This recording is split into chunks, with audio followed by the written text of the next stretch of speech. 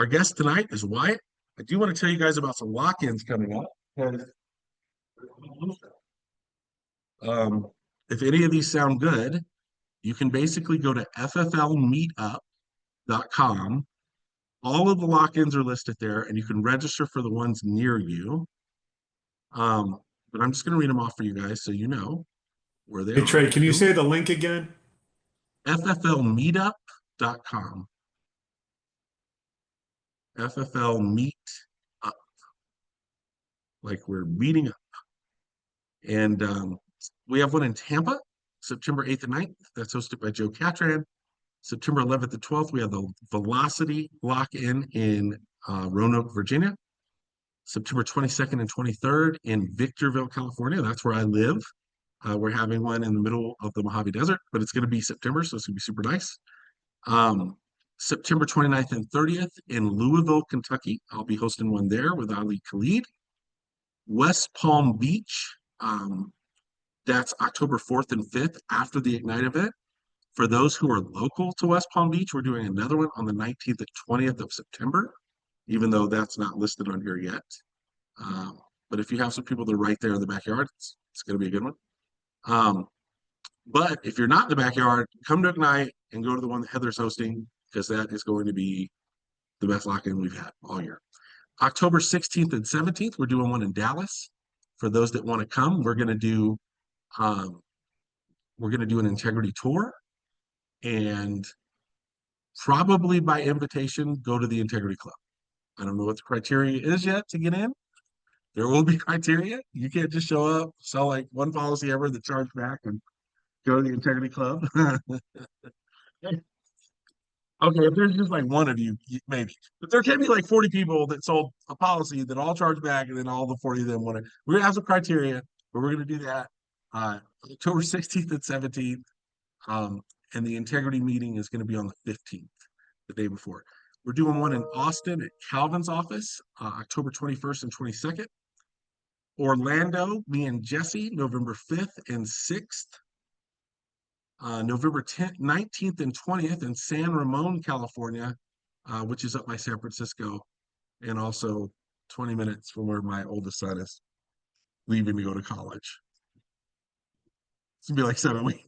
Like, they're trying to figure out ways to get close. I just pick San Ramon because I miss my kid. That's why.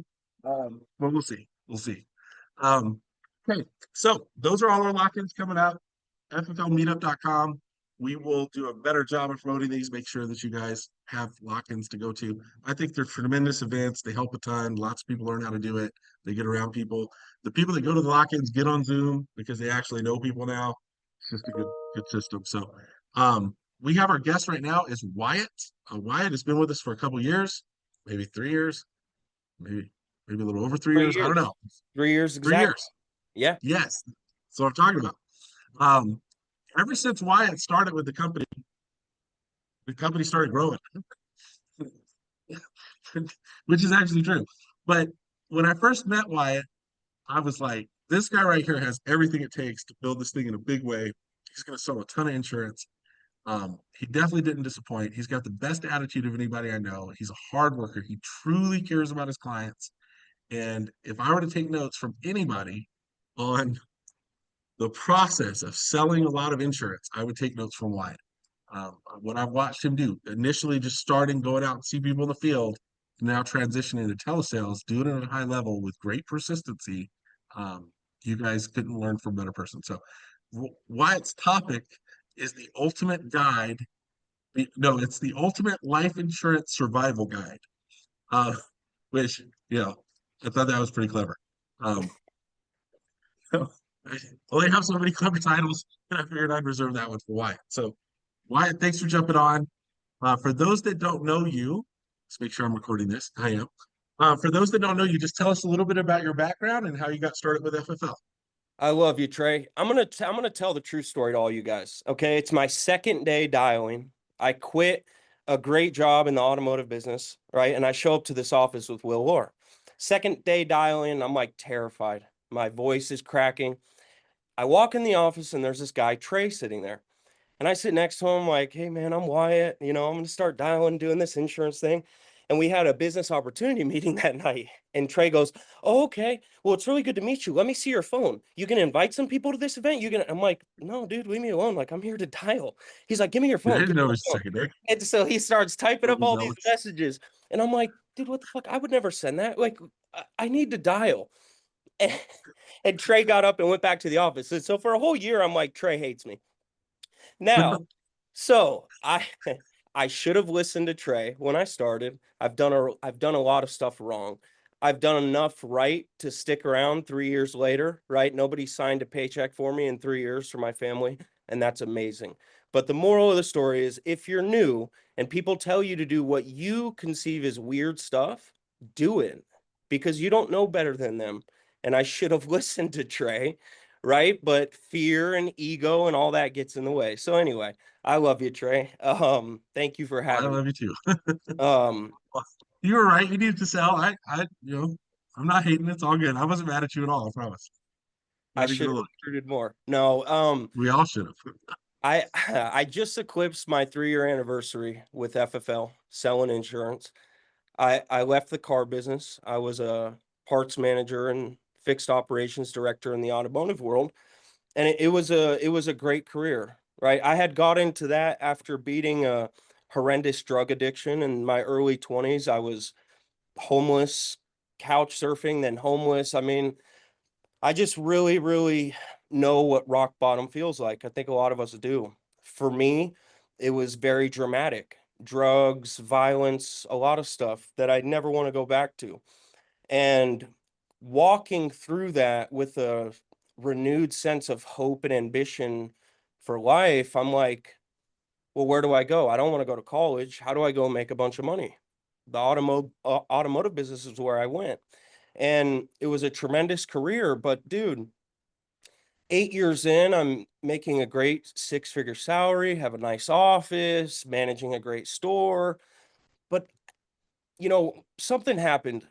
Eh, We, when I got hired at this last job, they told me we have really high expectations. This is the most profitable store in the entire group. You need to actually do something here. It's not enough to come fill in and do just good enough. 6 months later, I started an online parts store. We eclipsed this sales record. We hit $1 million sales month. We hadn't done that since the store opened in the early 80s. They brought us all into the bay. There's 100 people in there, and I get this massive recognition from our GM.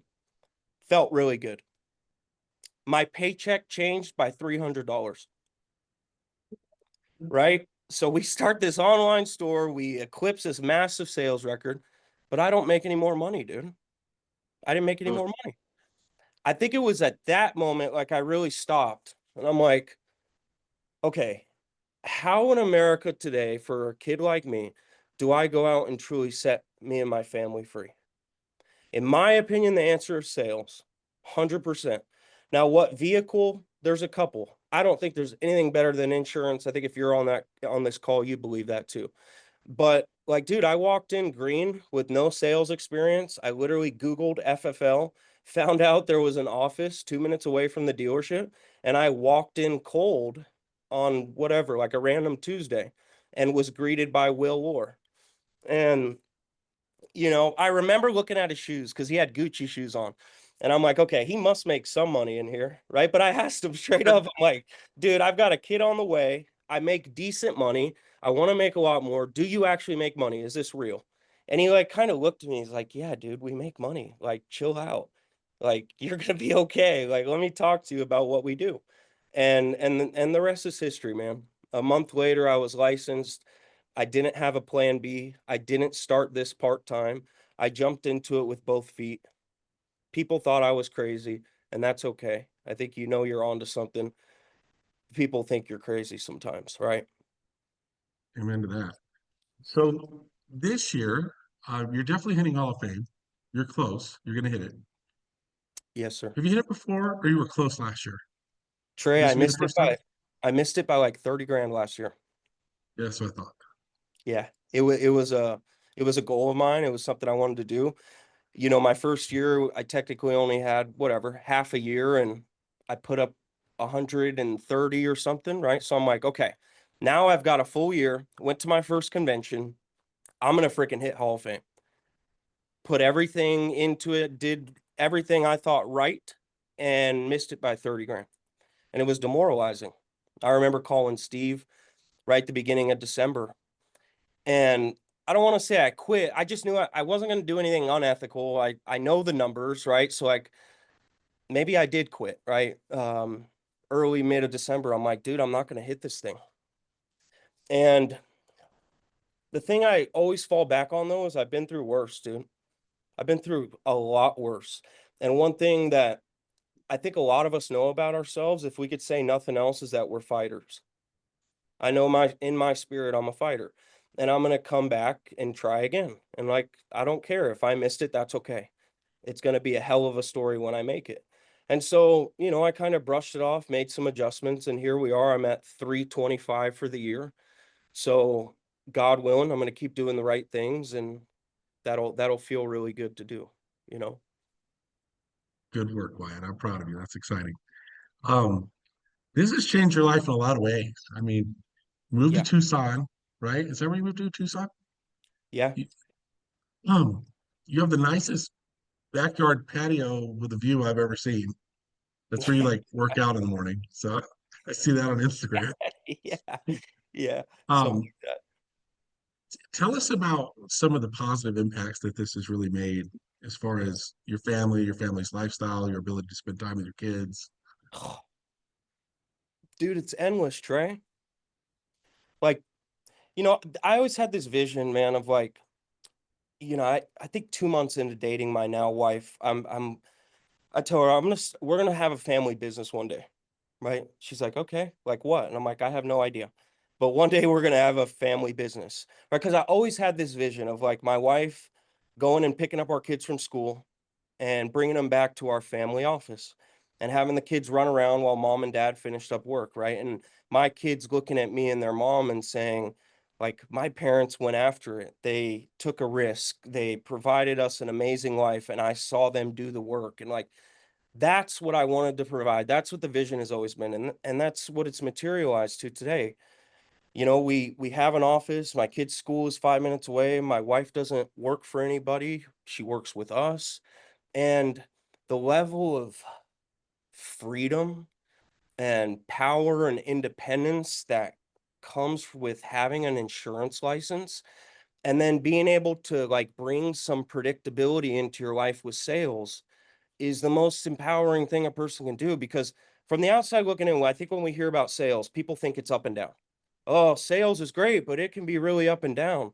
That hasn't been my journey. In the beginning, sure, it was tough, but I think if you make this your craft, you study it, you practice it, you study it, you practice it, you can truly bring a level of stability into your life with sales. In the beginning, like people that are new, first couple months, I know it doesn't feel like that, but I promise if you persevere through this discomfort, you can be a year from today and looking back and go, yeah, Wyatt was right. Like I make 10 grand a month. I make 15 grand a month. Um, it's just Trey provided us with so much freedom and on top of that, like an ability to truly serve people in my community. Like I don't think I think about this identity enough. Like I'm a job creator in a way, right? Like I have the ability to go to people in my community and provide them with a job. That's really powerful too, and that feels special to be a part of. And that's Mhm. really been our focus the end of this year is how do we fill this office and get people in here and like I want to hear somebody else telling their story because it can't be about Wyatt forever. It's got to Right. start being about other people, dude. Amen to that. So the ultimate life insurance agent survival guide. So give me the titles of some of the chapters in this book. Like what what's the meat and bones of the survival guide, Wyatt? For a brand new agent that's like, hey, I want to get to where Wyatt is, where I can look back and be like, hey, I surpassed all these obstacles I overcame and now, life's a lot better than it used to be. Sure. Okay. I've stayed faithful to the work. I'll explain what that means. And I have always bought leads. Those are two things I have always done well. Okay. Stay faithful to the work. I don't care if I go and deposit put 22 grand in my bank in a week, which I have done. Or have a great month, a great 6 months, get a $13,000 bonus from America, all these amazing things I can have monetarily. I have always stayed faithful to the work. Come Monday, come when, doesn't matter. My thought is I need to get into work and start working. So that's one thing I've done well. I don't like to rest on my laurels and take time off of work. Now I take vacations and whatever else, but I have always kept a very disciplined, consistent flow with doing the work. And for us, or for me, that's been picking up the phone, dialing the phone, closing deals. So I've always stayed faithful to that. And that, I know, like, sometimes weeks can feel so stressful, like everything is falling apart, you're doing nothing right. Oh my God, if this one thing doesn't happen, my family's gonna be out on the street. I can't afford the bills. Like, we get crazy sometimes. But I promise, like, if you show up and do the work every day, that stuff kind of levels out throughout the month, and you sit back and you go, yeah, I was just being a little crazy. Everything is okay. We're fine. And so doing the work, not resting on your laurels, regardless how much success or failure you've had, will level out over time and keep you in this game. Because I've seen a lot of people come in and a lot of people leave. And then the other thing is buying leads. I've always bought leads. Some leads suck. I'm gonna say it. Some leads are good. I could sell any lead. I have some that I like a lot more than others, but I've always bought them. And that was a lesson that was taught to me early, because I did the thing all of us try to do probably in the beginning. Oh, okay, I bought 100 leads, only a couple of them answered. I'm gonna just dial that pack again instead of buying new ones, right? That's what'll kill you as a new agent. You go out, make a couple grand, you feel good, and you, instead of reinvesting that money, you play small and try to play off that same lead purchase a week ago. That is how you hit a certain low spot. And so I've always tried to avoid that by staying faithful to the work, staying faithful to buying leads. I love that. I mean, why you went from homeless to like this incredible work ethic? Mm. That's like a massive change. Like, I was a was it just hardworking because? drug addict too. Okay, okay, You know, hey, dude, drug addicts are hard workers, man. The stuff we go through to, do our thing, right? I think a lot of us, though, if we can find a power greater than ourselves and can be restored to some sanity and have a new method to live life, a lot of us are really hard working good people. I was just so lost for so long. Um, yeah, and dude, we don't give enough credit to, like, how much can actually change in a number of years. I know when I mhm, got clean, dude, I was like, I've had a car repossessed. I have no money. I have a trash bag full of clothes, ripped jeans, and cowboy boots. That's everything I had to my name. How am I going to possibly rebuild all of this? And look, you don't have to be a drug addict to go through that, right? A lot of us go through that in our lives. And all my message is again, if you stay faithful to the work and you have faith and you have a little bit of hope, like, a lot can happen in a couple of years.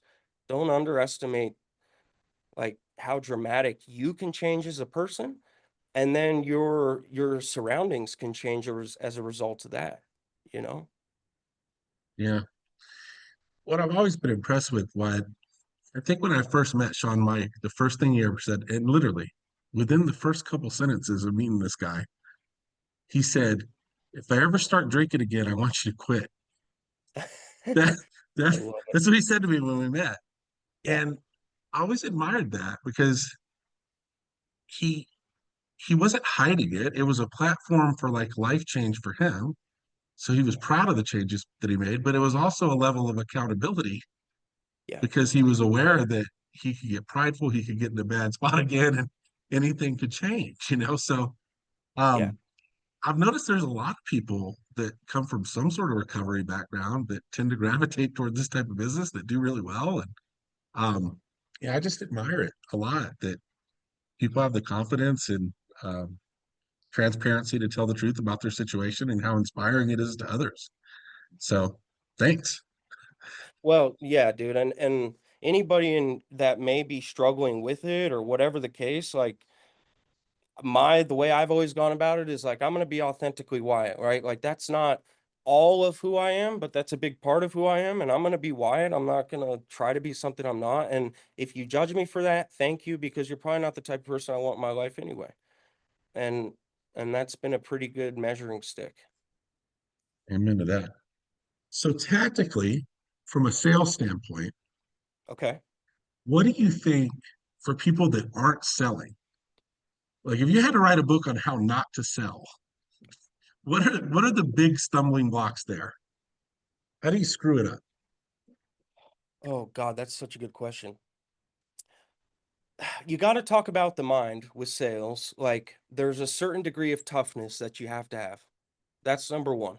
And that's really hard when we're new. That's really hard for me today. I've got my ass kicked on the phone today.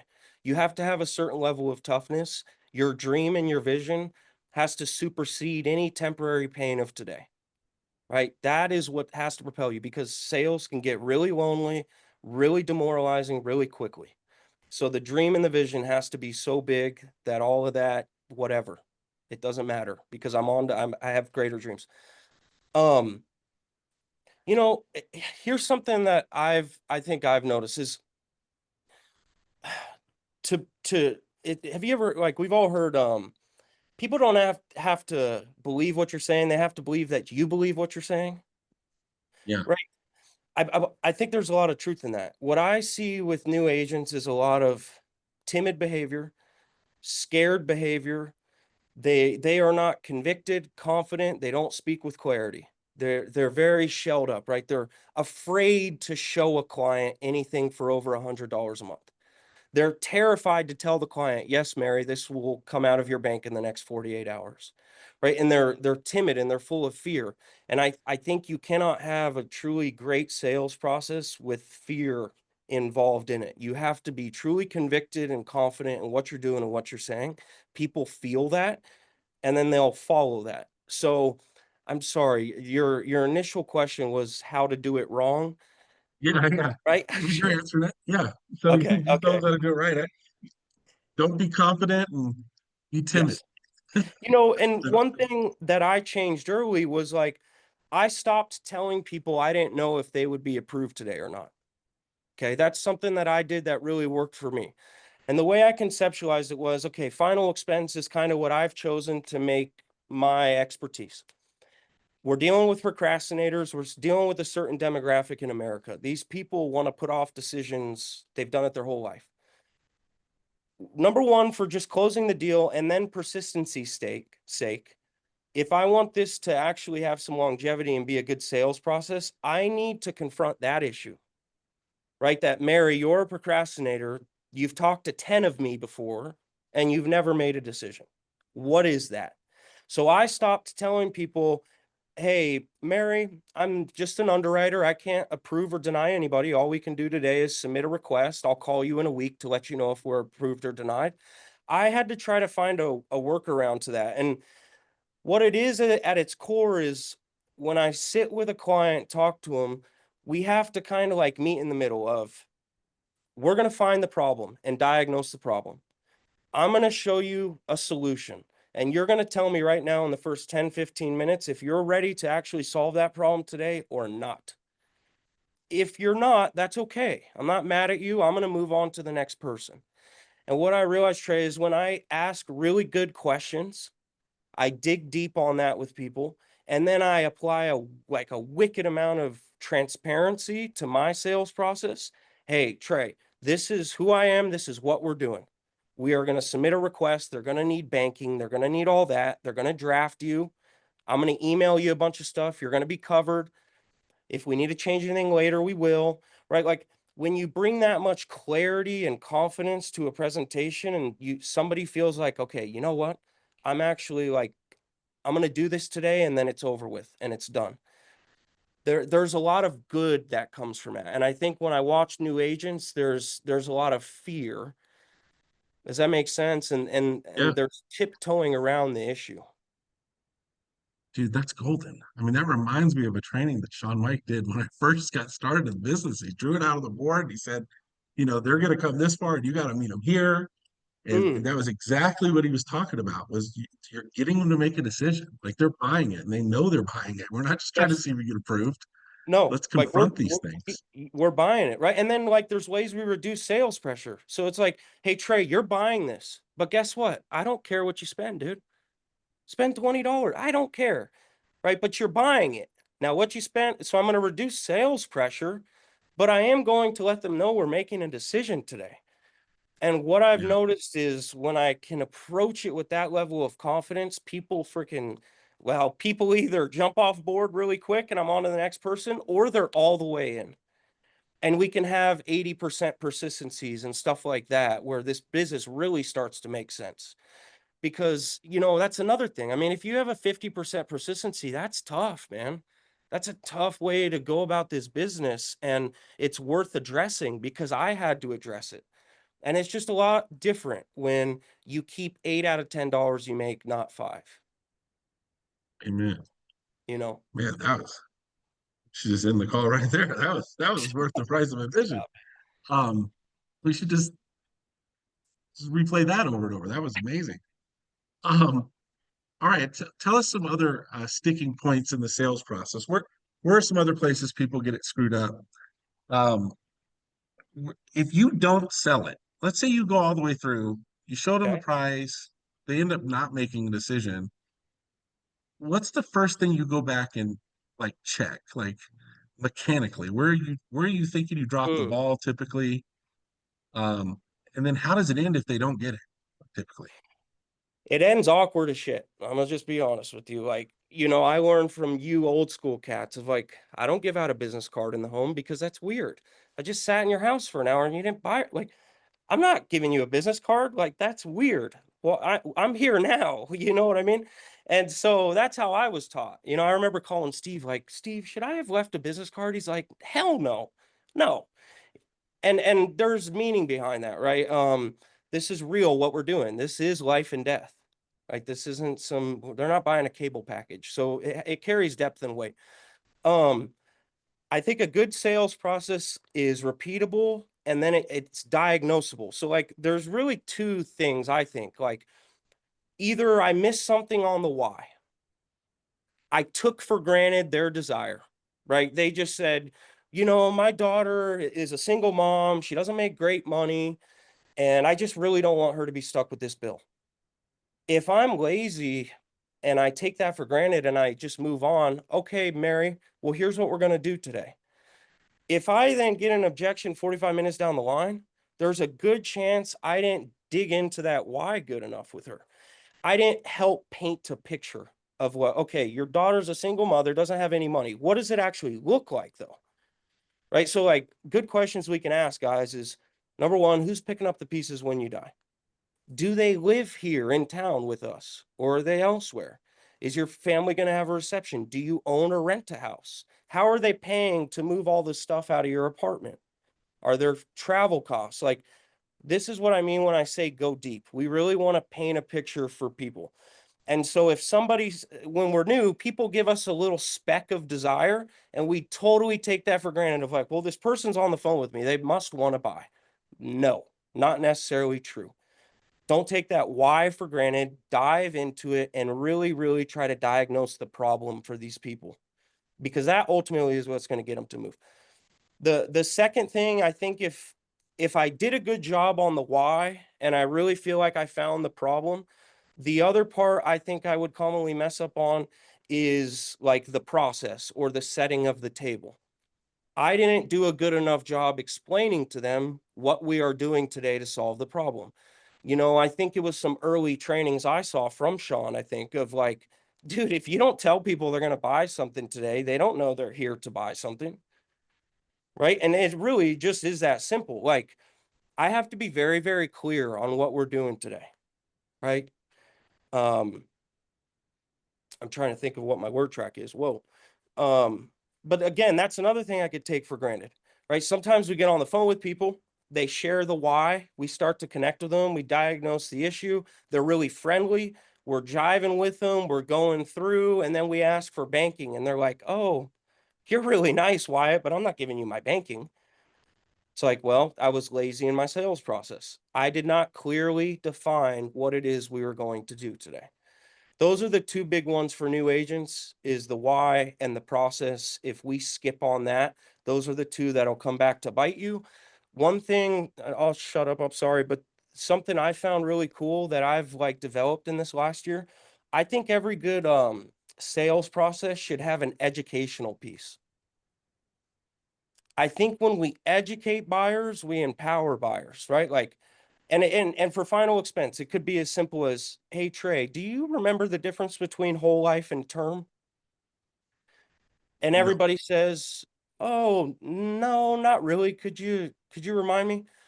And dude, just giving them, hey Trey, term is typically insurance we buy when we're young and healthy. You get a lot for a little, right? So 18 to 55, generally, the kids are young, you're in your working years, you just bought the house. That's generally when we buy term. You can get so much and it's so cheap. The catch with term is that it expires. Typically 20 or 30 years. If you're still alive, the insurance expires, you don't get any money back. Oh, really? Okay. Yep. And so that's why, Trey, whole life is always what's used to cover final expenses. Right? Your coverage amounts are between 5 and 40, never expires, price never goes up, valid at any funeral home, kicks in day one. Those are the 5 bullet points I always hit. When at the end of that, people understand, okay, now I know what term is, and now I kind of understand whole life. It doesn't expire, the prices go up, da da da. They feel like really empowered and confident to actually make a decision today. And it's Mm. just, I think I was assuming people knew the difference, and they really don't. A lot of people don't. And we can solve that by giving them some simple education. Otherwise, as well, it puts us in an advisor role, which is, we know as a sales professional, the most powerful frame we could have is being an advisor, a trusted advisor. And I think we can get ourselves there quicker by offering education. It reduces sales pressure a ton. So I would add that in, any new agents, like where could you add in a little bit of education into your script? I think it'd go a long way for you. How do you appropriately challenge people if they're not ready to make a decision at the end? Great question. Well, the most honest way I can answer that is typically, Trey, with, if I'm doing my presentation correctly, they're gonna give me issues in the beginning, right? Yeah.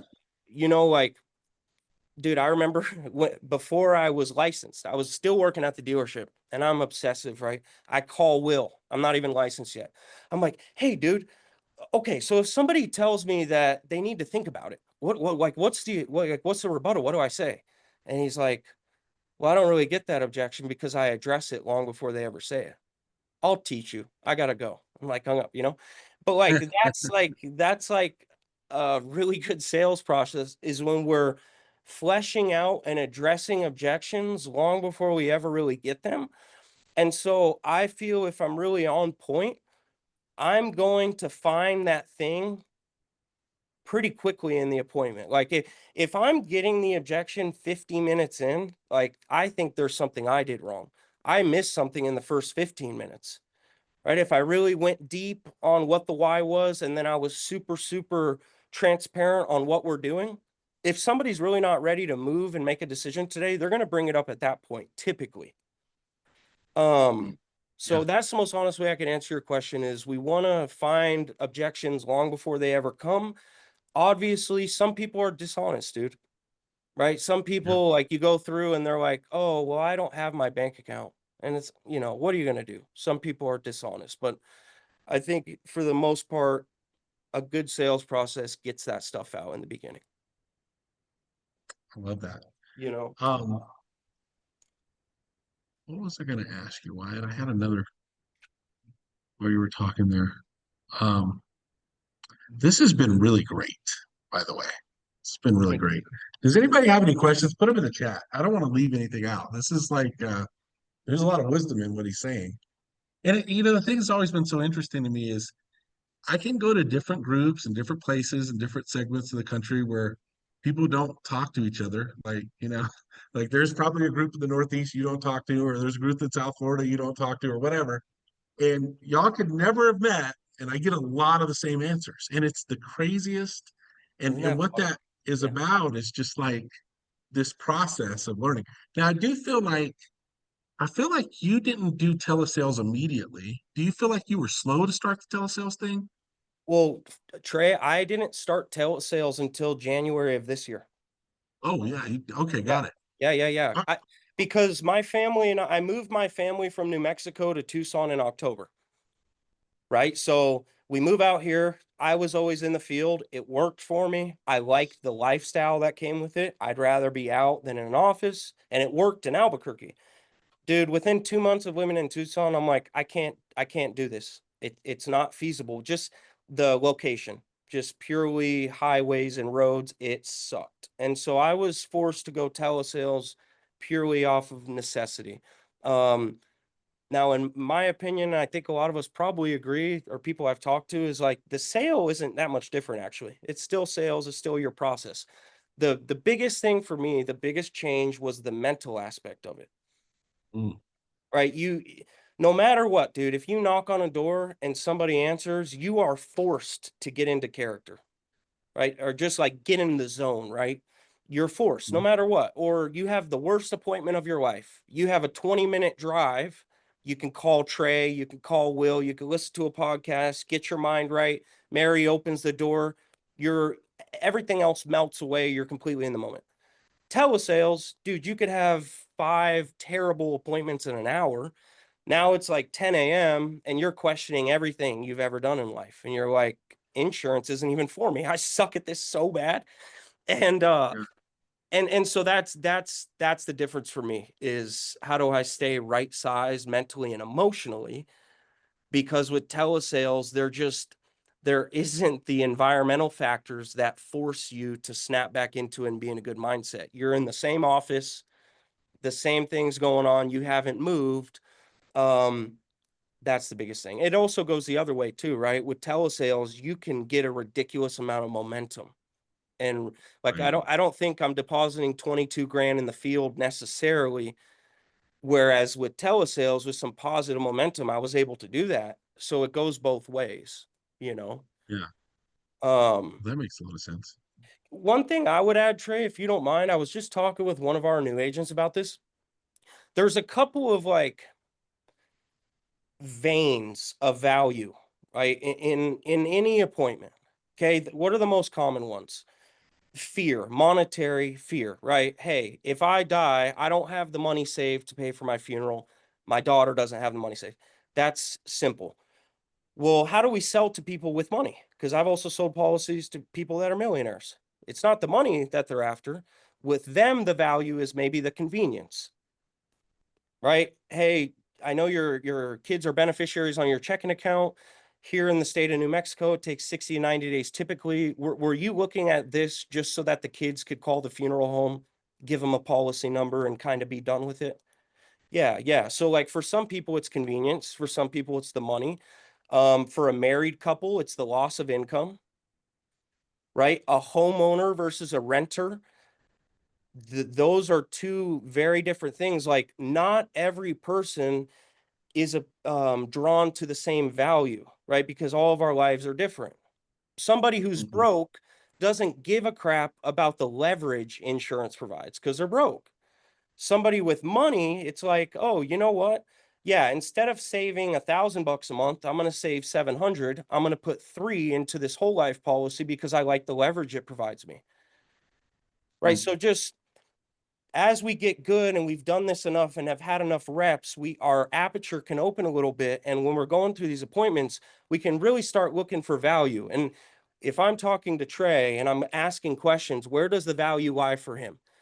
Is it the immediate death benefit? Is it the leverage? Is it the convenience? Does that make sense? Yeah, it makes a lot of sense. It's not one size fits all, right?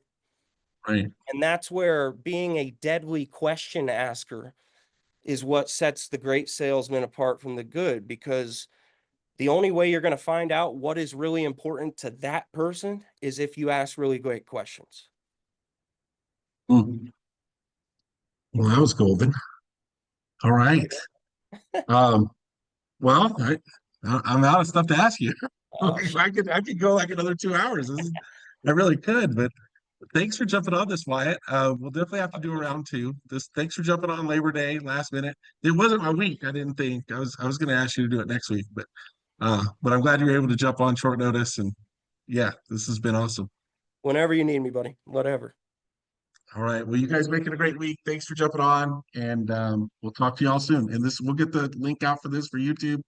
Wyatt said a lot of really great stuff, and I took probably more notes on this one than I've taken on any of them. So thanks for doing this for us. Have a Thank great you week, you guys so guys. much. Thank you guys so much. We'll see you.